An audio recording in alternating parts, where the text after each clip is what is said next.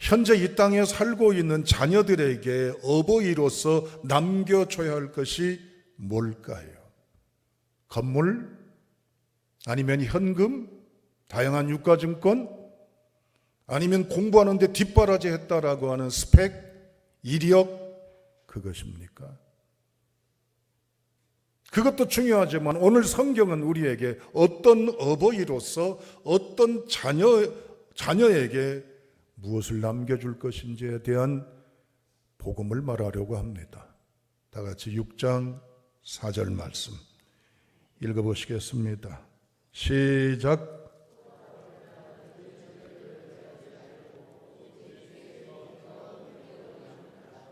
아멘.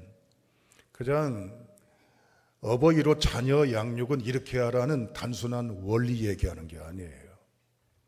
사도 바울이 살던 에베소서의 정서, 그 당시 원근동의 정서에 대한 획기적인 혁명적인 선언이기도 합니다. 당시에 주도권은 로마가 지배하고 있었어요. 에베소도 로마의 식민지입니다. 아시아나 유럽이나 아프리카까지 로마가 절대 패권을 차지하고 있었던 시절입니다. 그러면 당연히 로마의 법, 제도, 문화, 풍습이 자연스럽게 스며들게 돼 있어요. 그 중에 하나가 바로 뭐냐면은 가정을 건강하게 행복하게 세우지 못한 로마의 관습, 악습 하나가 있습니다. 그게 파트리아 포테스타스라는 일종의 관습, 보이지 않는 법은 아니지만 일종의 프레임이기도 합니다. 이걸 한자로 말하면 절대 북권이라고도 표현할 수 있어요. 무슨 말이냐? 자녀에 대한 절대 영향과 절대 권세가 아버지에게 달려 있다는 거예요. 들어보실래요? 자, 엄마가 아이를 출생했어요. 그럼 이 땅에 태어난 아이니까 행복한 탄생이잖아요. 축복, 축하받을 탄생이잖아요. 그러나 이 아이의 이 땅에 살아갈 생존권은 아버지의 판단에 달려 있어요. 핏덩어리로 태어났는데 아버지가 검수를 해요. 마치 물건을 검수한다는 표현처럼 이렇게 표현해서 뭐하지만 살펴봐요. 그래서 이 아이가 잘 크겠다, 건강하겠다, 뭐 그것 가지고 어떻게 알아요? 그러나 장애가 있다, 아니면 뭔가 이상이 있다 싶으면 그 자리에서 아이는 아버지의 결정을 따라 죽음을 당합니다. 아니면 버림을 당합니다. 딸일 경우에는 용서하십시오. 딸이지만 키우겠습니다 그러면 그대로 클 수 있어요. 그러나 싫어요 그러면 내다 버리든 미안합니다. 죽이든 아니면 팔든 합니다. 이 말이나 됩니까? 그런데 자라간다 할지라도 아이가 문제가 생기면 얼마든지 아버지가 감옥에다 넣을 수 있어요. 얼마든지 체벌하고 얼마든지 가차없이 아들에 대해서, 딸에 대해서, 자녀에 대해서 아버지의 고난으로 말미암아 노예로 팔기도 하고 벌을 줄 수도 있고 절대 권위의 통치 아래에 있습니다. 이런 가정 속에서 자녀들이 산다고 생각을 해보세요. 겉으로 볼 때는 엄하니까 무서우니까 흉내를 내든 따라가든 하겠죠. 그러나 하나님이 그리시는 건강의 가정상과 바람직한 가정의 모습은 아니다는 거예요. 이러한 시대의 풍습과 문화 속에 살아가는 크리스찬들에게 하나님은 하나님의 디자인으로 바울 사도의 서신을 통해 말씀하고 있습니다. 여러분, 우리도 이 세상에 불신자들이 많은 틈 속에 모래알처럼 살아갑니다. 그 속에서 하나님이 원하시는 자녀의 양육을 해가실래요? 아니면 세상 사람들이 이러니까, 시대가 이러니까, 주위에서 이러니까라고 하는 관점의 기준을 세우고 자녀 양육을 하실랍니까? 바울은 얘기합니다. 이러한 로마 시대 절대 고난 속에 있는, 그래서 이제는 평생, 어렸을 때만이 아니에요. 부모면 나이가 들었어도 이 자녀가 자라서 장성해서 커도 결국 죽을 때까지, 부모가 죽을 때까지 자녀의 운명 여탈권은 부모에게 있다는 얘기입니다. 그러니까 평생 악습이 흘러가는 거예요. 이런 현장에 바울이 얘기합니다. 또 아비들아, 너희 자녀를 노엽게 하지 말고 오직 주의 교훈과 훈계로 양육하라. 물론 여기서 아비는 이런 로마 시대 아비를 가리킨 것만이 아니에요. 어버이를 말합니다. 절대 폭압적이고 독선적이고 이제는 탄압적인 아비의 부권 시대 속에 부부가 자녀에게 이런 아름다움을 남겨주어야 한다는 걸 강조하고 있어요. 그런데 본문의 말씀에 보면 노엽게 하지 말라, 그 다음에 교훈과 훈계로 양육하라. 이것은 문법을 들여다보면 현재 시제형으로 진행형으로 되어 있습니다. 옛날에 그렇게만이 아닙니다. 지금만이 아니고 앞으로도, 아니 당신이 부모로서 평생 이 땅을 떠날 때까지 꼬부랑되고 여러 가지 나이가 들고 병들고 노쇠하다 할지라도 이 땅 떠나는 마지막 순간까지 어버이로서, 엄마 아빠로서 자녀에게 이러한 모습을 남기시오라고 바울이 강력하게 명령을 하고 있습니다. 세 가지입니다. 첫째 뭐예요? 노엽게 하지 말라. 둘째 뭐예요? 교훈으로 양육해라. 셋째 뭐예요? 훈계로 양육하라는 거예요. 노엽게 하지 말고 양육하라는 건 뭘까요? 노엽게라고 하는 것은요, 이제는 분노하고 책망하고 학대하고 무시하고 낙담하게 만드는 겁니다. 즉 자존감, 자존심의 상처를 누가 준다는 얘기예요? 부모가 주는데 그냥 그걸로 끝나는 일회성이 아니라 계속 그 상처, 자존감의 상실, 사람에 대한 가치, 존엄성이 평생 아이에게 그림자처럼 실체처럼 따라다니니 부모가 끊임없이 노력하라는 것입니다. 여러분 묻습니다. 자존감을 가장 많이 상하는 곳이 어디일까요? 자존심을 가장 많이 상처받는 것이 어디라고 생각을 하십니까? 자녀의 자존심, 자존감에 상처를 가장 많이 주는 것은 누구이며 어느 곳일까요? 부모이고 가정입니다.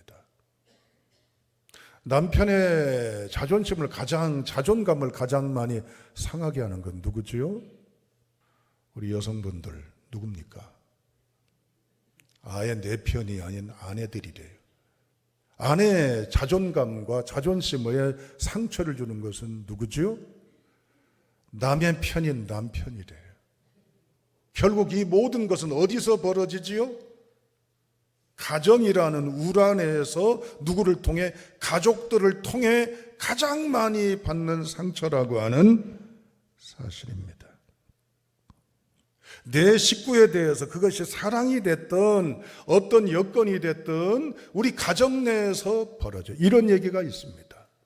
이제는 후세대를 길러갈 때 행동으로 길러가는 것이 다수지만 말로 후손들을 길러가는 특별한 동물이 있다.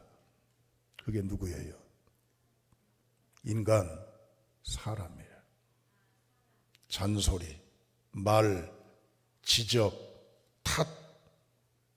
이게 우리의 가정 속에서 벌어지고 있는 일인 줄로 압니다. 자존감은 결과적으로 뭡니까? 자존심은 결과적으로 뭡니까? 어디에서 만들어집니까? Made in home, made in family요. 핸드메이드, 손으로 만들어지는 것이 아니라 홈메이드, 가정에서 만들어지는 거예요. 한 남자로서, 한 여자로서, 한 부모로서, 한 자식으로서 이 모든 것에 가정에서 벌어지는 모든 파노라마 같은 이야기들이 결국 자존감, 자존심, 소중함, 귀중함, 가치, 의식, 비전, 태도, 어디서 만들어진다는 거예요? 가정에서 만들어진다는 거예요. 여러분의 가정은 어떻습니까? 여러분, 어른이라고 하는 것은 어리 큰 사람이 어른이에요. 나이만 먹었다고 어른이 아니에요. 어리 크다는 건 정신, 의식, 가치, 세계관이 건강하고 바람직한 게 어른이에요. 이 어른으로서 가장 하나님의 경지에 오른 사람을 지칭하는 극존칭이 뭐요? 어르신이요. 내가 나이는 먹었지만 내 자존감이 바람직하게 세워져 있습니까? 그러나 그렇지 못합니다. 나도 이전에 어느 부모를 통해서 지금 세상에 안 계시지만 그 부모님의 앞자리, 뒷자리, 옆자리, 숨소리 모든 흔적을 통해 내게 물려받은 유전적인 DNA, 학습된 여건에 의해서 나에게 남아있는 이 흔적, 이게 나를 발목을 잡고 있을 수도 있습니다. 다시 강조하지만 여러분, 우리가 부모 역할을 경험을 하고 부모가 된 건 아니잖아요. 다 초보잖아요. 뭘 모르잖아요. 아이를 또 낳고 또 낳았어도 길러가는 스킬이나 경험은 있을지 모르지만 어버이로서의 단단하고 깊은 사고나 준비된 의식이 부족하잖아요. 다시 한번 4절을 읽어보세요.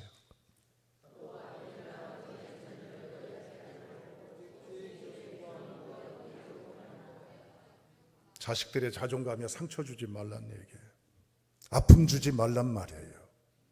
이 대원칙 아래 진행형이라고 해서 부모가 이제는 다 커버렸다 할지라도 이미 다 장성해서 부모하고 이래라 저래라 하기 어렵더라도 계속적으로 부모가 영향을 주라는 의미인데 여기 보면 주의 교훈으로 양육하라 그랬습니다. 파이데이아라는 말이에요. 엄격한 훈련, 그 다음에 체벌을 동반한 책망을 여기 말할 때 교훈이라고 하는 얘기입니다. 이 말은 엄격하고 체벌하라고 그러니까 이리 와, 손 들어, 손 내밀어, 몇 대 맞을래, 종아리 걷어, 손 들고 있어, 무릎 꿇어. 체벌을 말할까요?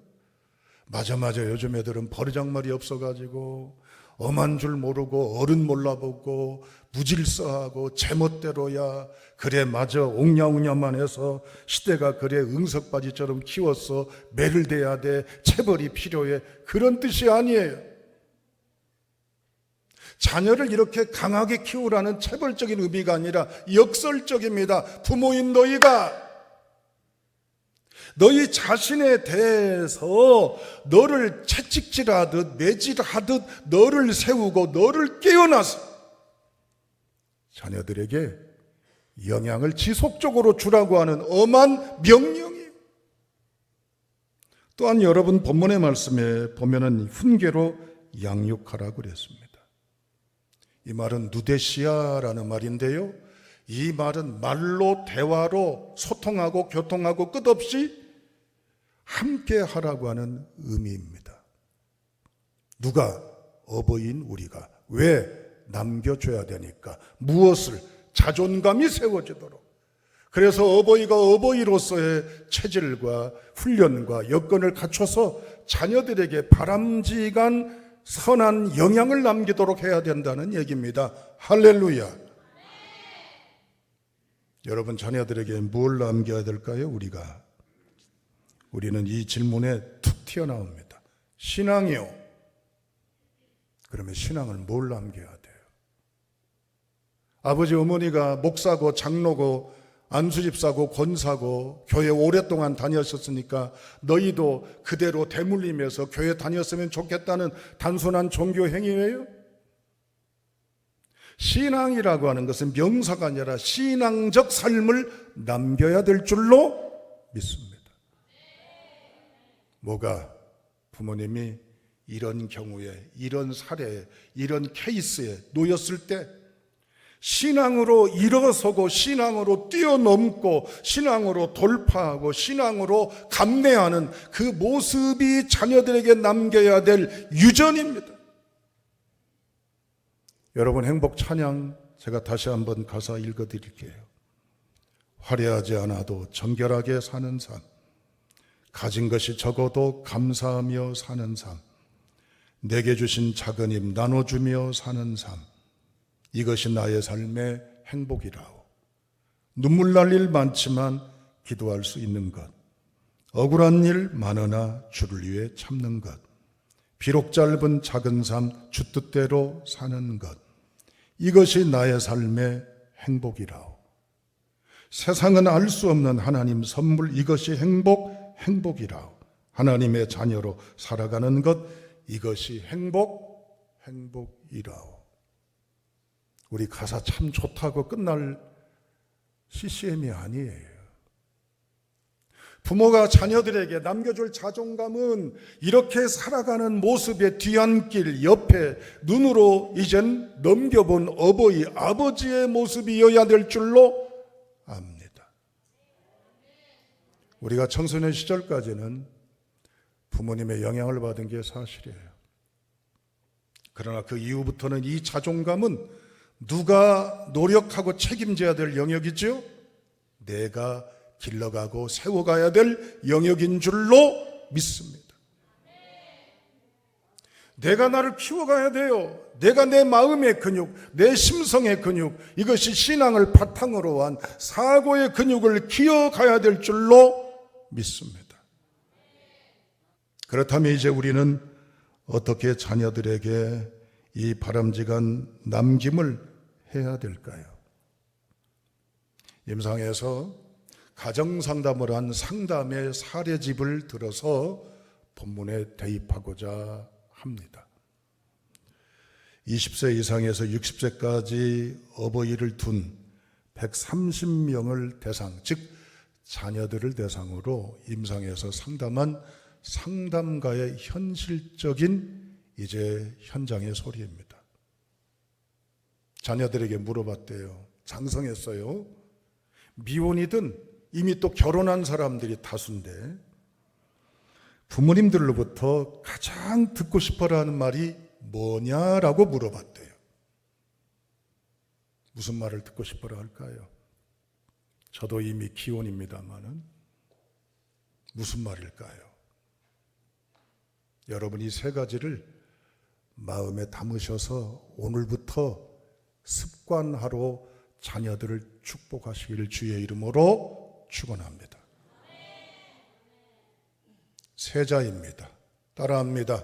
고맙다. 고맙다는 말이래요. 자녀들이 말이에요. 아무개야 고마워. 네가 내 자식으로 태어나주고 여기까지 자라주고 어렵고 미숙하고 힘들고 여러 고통이 있음에도 이렇게 지내줘서 참 고마워. 여러분 그 얘기 자주 하십니까?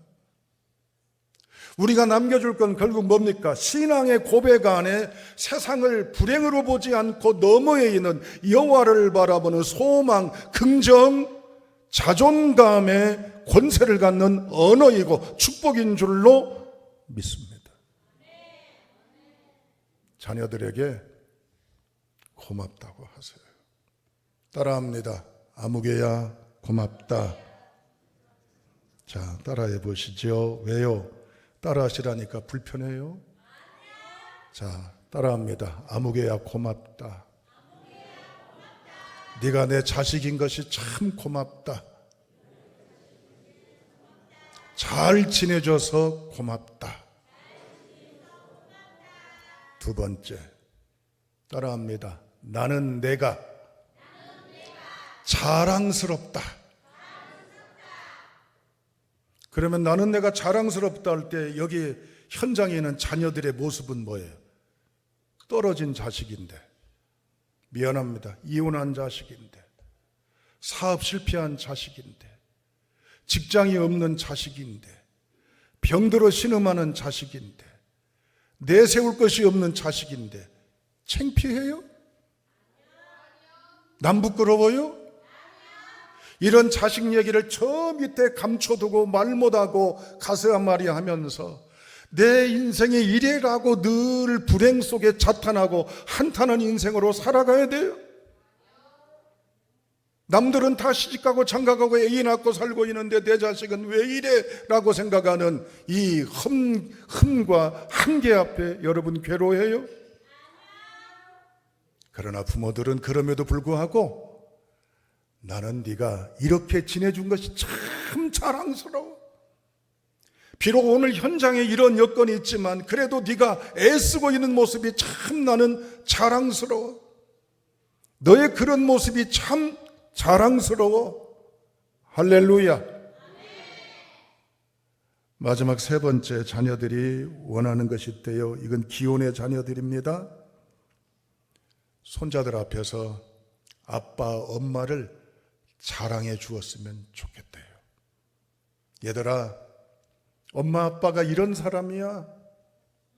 이러이런 의미를 갖고 있고 이러이런 좋은 점이 있고 이러이런 탁월함이 있고 이러이런 특별함이 있는 사랑스럽고 소중한 너의 엄마 아빠야.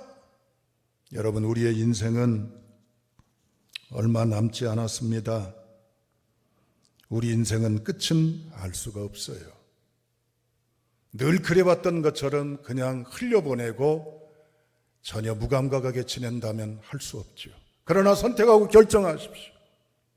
내 마지막 죽는 날까지 이제부터라도 어색하고 느닷없는 표현을 전하는 자체가 얼굴이 뜨거워지고 다소간의 불편함이 있어도 끝없이 지지하십시오. 고맙다 아들아, 고맙다 딸아, 사위야 며느리야. 나는 네가 자랑스럽다. 얘들아, 너희 아빠 엄마가 이러이러한 귀한 생명의 존재이다.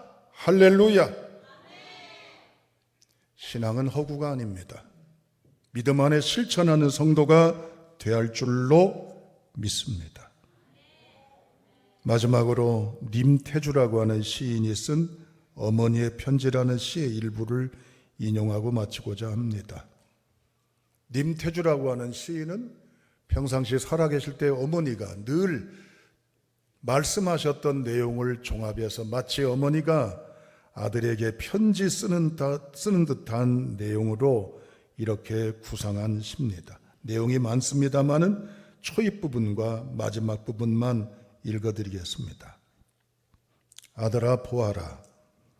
나는 원체 배우지 못했다. 호미 잡는 것보다 글 쓰는 것이 천만 배 고되다. 글이 알고 서툴게 썼더라도 너는 새겨서 읽으면 된다. 끝부분입니다. 나는 너를 사랑으로 낳아서 사랑으로 키웠다. 내 자식으로 와주어서 고맙고 염치 없었다. 너는 정성껏 살아라. 아멘. 여러분, 이제부터라도 원거리에 있는 자녀에게 전화나 문자 아니면 같이 애찬하시면서 부끄럽고 어색하고 쑥스럽더라도 전하십시오. 아들아, 딸아, 사위야, 며느리야, 내게 와줘서 고맙다. 나는 너희가 자랑스럽다. 그리고 사람들 가운데 내 아들이, 내 딸이, 내 사위가, 내 며느리가, 특히 자녀들 가운데, 일가 친척 가운데 이래서 나는 좋다라고 당당하게 자랑할 수 있는 여러분의 자녀가 될 수 있기를 축복합니다. 결론입니다. 무엇을 남기시겠습니까? 돈도 토지도 여러 지위도 아닙니다. 하나님의 신앙을 통한 소망과 이제는 긍정과 생명의 언어와 축복을 남기시기를 주님의 이름으로 축원합니다. 기도하시겠습니다.